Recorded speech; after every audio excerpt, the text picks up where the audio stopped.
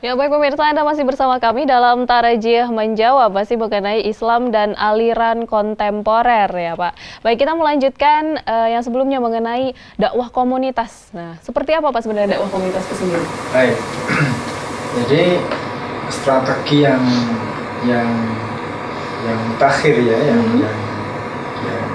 kita canangkan khususnya di kita yaitu dakwah tapi menyasar ke komunitas-komunitas yang spesifik. Misalnya kan di Indonesia banyak sekali komunitas-komunitas. Iya. Ada komunitas apa misalnya seni, ada komunitas ekonomi mikro tertentu, ada komunitas peternakan misalnya, ada komunitas pecinta Vespa tahun 60-an misalnya. Komunitas, jadi komunitas sangat banyak sekali. Dan itu tidak bisa kita generalisir untuk diajak dalam berislam secara itu perlu strategi dakwah yang basisnya sebagaimana ia minati. Nah, terkait dengan aliran-aliran kontemporer ini, mereka juga membangun komunitas-komunitas itu. Bahkan itu sebenarnya berangkat dari sebuah komunitas. Misalnya aliran tertentu itu kan berangkat dari komunitas tertentu, kemudian semakin membesar, punya ajaran, dan dia akhirnya berbeda atau dia agak keluar dari mainstream ini, dan itu kita katakan, oh itu menyimpang. Tapi tentu saja dia kan komunitas. Oleh karena itu, dakwah komunitas itu dakwah yang menyasar komunitas-komunitas yang sifatnya spesifik tadi. Bisa strateginya bisa lewat seni karena dia komunitas seni, bisa lewat minat bakat yang lain-lain. Intinya menyasar ke situ. Tetapi di sisi lain dari subjek dakwah ya kita umat Islam keseluruhan di dalam melakukan strategi dakwah yang kita kenal dengan dakwah komunitas, terutama terkait dengan fenomena aliran yang kita katakan menyimpang itu, perlu sinergi antar potensi yang dimiliki umat Islam, dan itu betul-betul memang lintas disiplin, bahkan lintas organisasi, lintas tempat, lintas waktu, tetapi itu bisa kita satukan. Nah, secara spesifik di kita di Persyarikatan itu sinergi antar bidang, antar unit, antar maksud yang memang nanti akan menyatu, kemudian menciptakan satu strategi dakwah yang menyasar kepada komunitas-komunitas yang spesifik, khususnya terhadap komunitas yang kita anggap itu melakukan hal yang menyimpang. Jadi seperti itu kira-kira penjelasan tentang dan memang lebih efektif seperti itu ya Pak jika dilakukan tiap komunitas seperti itu. Oke. Lalu langkah preventif Pak untuk menanggulangi hal tersebut dalam diri umat Islam khususnya bagi keluarga itu seperti apa Pak? Baik, untuk mensikapi fenomena-fenomena aliran kontemporer yang punya kecenderungan menyimpang dari ajaran Islam, tentu kita kembali kepada tuntunan yang sudah diajarkan oleh Allah.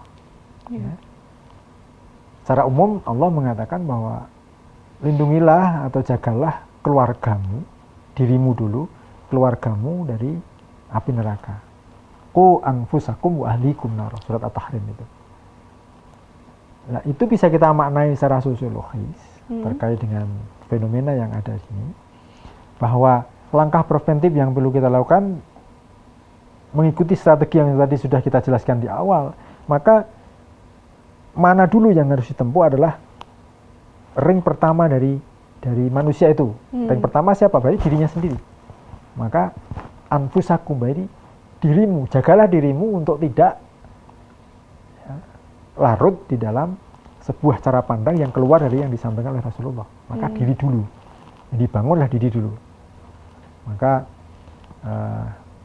lindungi diri kita dulu dari pemahaman-pemahaman seperti itu. Nah, dengan cara apa ya? Tentu kita banyak sumber yang bisa kita jadikan rujukan untuk memperkaya wawasan kita tentang Islam yang betul-betul diajarkan oleh Rasulullah. Nah setelah diri kemana? Allah mengatakan ring kedua, keluarga berarti. Ya, keluarga. Kalau dia seorang yang sudah berkeluarga, diri ya dia katakan seorang suami atau istri, berarti keluarganya berarti anaknya. Kalau dia seorang istri berarti suami dan anaknya. Kalau dia seorang suami berarti istri dan anaknya. Kalau dia seorang anak berarti orang tua ibu dan bapaknya. Itu kan keluarga, ya kan? Jadi keluarga inti di situ. Maka diri sendiri keluarga inti. Kemudian keluarga ring kedua, di luar keluarga inti di situ ada saudara-saudara kita, ada bapak ibu kita, ya kan? Kalau kita sudah keluarga berarti bapak ibu kita atau mertua dan sebagainya, itu ring berikutnya. Nah setelah paling inti diri sendiri, ring pertama keluarga, kemudian ring berikutnya, kemudian semakin melebar kepada keluarga besar misalnya. Kalau itu sudah semuanya, berarti kepada masyarakat, orang-orang sekitar kita. Semakin besar itu bahkan sampai ya ke level yang sifatnya negara atau bangsa. Oleh karena itu langkah preventif dimulai dari diri sendiri, itu yang paling baik. Jadi kita mengajak orang untuk baik, tetapi diri sendiri belum dibenahi, ya, diri sendiri belum cukup modal untuk mengajak, maka nanti ya kekurangan di tengah jalan akan ada hambatan-hambatan itu. Maka dimulai diri sendiri, keluarga inti, keluarga ring pertama, ring kedua, keluarga besar, kemudian masyarakat, kemudian negara. Nah, kalau itu sudah diri sendiri sudah oke, ya sudah, kita tinggal jalan. Maka langkah preventif yang paling esensial dari diri sendiri. Diri sendiri. Oke.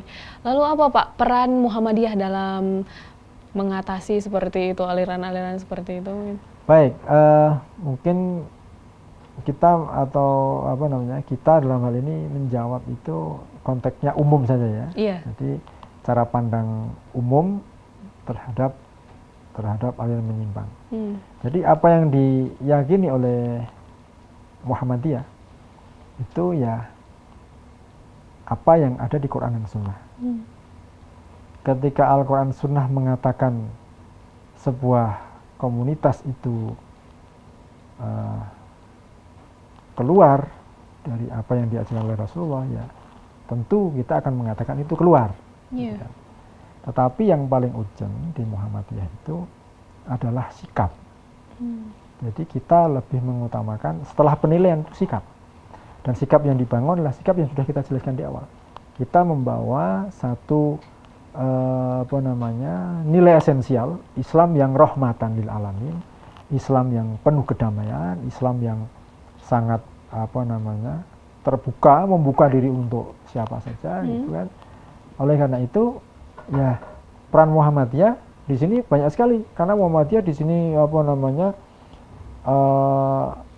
elemen-elemen yang ada ya ada pendidikannya, ada ekonominya kan, ada bidang sosialnya, seni dan sebagainya. Nah, sinergitas ini digunakan untuk bersikap atau mensikapi berbagai macam hal yang ada di luar sana, artinya dalam diri umat Islam tapi di luar sana, fenomena-fenomena seperti itu. Sehingga yang dilakukan oleh Muhammadiyah lebih kepada bagaimana sikap itu bisa menunjukkan Islam yang rahmah. Ya. Karena cara pandang Muhammadiyah kan ya berkemajuan, dalam arti kita punya langkah-langkah strategis untuk ke depan, langkah-langkah strategis untuk menjangkau sesuatu yang berada di depan. Oleh karena itu perlu sinergi, dan di Muhammadiyah sudah ditunjukkan itu. Oleh karena itu di persyarikatan aspek organisasional atau aspek organisator di situ betul-betul dimunculkan. Artinya tidak diri sendiri begitu enggak, tapi diri sendiri tapi konteksnya dia organisasi. Diri sendiri konteks organisasi. Begitu terus, maka dikenal dengan ya istilahnya amal jamaah. Maka dalam skala yang lebih luas itu Muhammadiyah sudah sangat besar perannya untuk mensikapi hal seperti itu. Misalnya tadi sendiri ada fatwa atau aturan-aturan yang sudah jelas dalam mensikapi itu. Dan nanti di majelis lain, majelis tablik misalnya, memberikan arahan-arahan kepada masyarakat sesuai dengan paham dan cara pandang keagamaan Muhammadiyah. Ini majelis ekonomi membackup dalam bidang ekonomi. Ini majelis yang lain terlibat di situ. Intinya itulah jadi kerja organisasi yang sudah dilakukan Muhammadiyah untuk Islam yang rahmah, Islam yang berkemajuan. Iya, baik. Oke, baik. Kita lanjutkan ke kesimpulan, Pak. Kira-kira apa kesimpulan dari perbincangan kita kali ini mengenai Islam dan aliran kontemporer? Baik, pemirsa TV-mu yang berbahagia, yang dirahmati Allah. Apa yang sudah kita diskusikan di awal itu bisa kita garis bawahi, kita tarik benang biru bahwa Islam dan umat Islam, dalam diri umat Islam itu memang muncul berbagai macam aliran yang ada. Nah, dalam mensikapi itu kita harus lebih menonjolkan sikap yang rahmah, sikap yang penuh kasih sayang. Oleh karena itu, kalau kita menemui atau kita menjumpai komunitas atau masyarakat atau pribadi tertentu yang punya cara pandang itu keluar dari apa yang disampaikan oleh Rasulullah, ya sudah kita katakan itu sebagai sesuatu yang keluar atau menyimpang. Tetapi jangan lupa, orangnya kita dekati, orangnya kita libatkan, orangnya kita ajak, orangnya kita rangkul, karena aspek kemanusiaan itu akan lebih utama. Nah, dengan pendekatan-pendekatan yang sifatnya humanis tersebut, maka kesempatan kita lebih banyak untuk menyadarkan dia kembali kepada Islam, dan ini esensi dakwah dengan strategi-strategi yang sudah kita jelaskan di awal tadi. Oleh karena itu, dalam mensikapi itu ya tetap kita berpegang pada Quran dan Sunnah, tapi kita tetap kritis kepada fenomena-fenomena yang terjadi dengan semangat rahmah, kedamaian, ya, keselamatan dan kemaslahatan. Gitu saya kira, Pak. Oke, baik. Terima kasih Pak Ustadi untuk waktunya. Itulah tadi pemirsa perbincangan kita kali ini mengenai Islam dan aliran kontemporer bersama Bapak Ustadi Hamzah. Semoga ilmu yang dibagikan bermanfaat. Dan saksikan terus Tarjih Menjawab pada episode selanjutnya. Akhirnya saya Isfi Suari Nilakandi beserta kru yang bertugas pamit undur diri. Wassalamualaikum warahmatullahi wabarakatuh.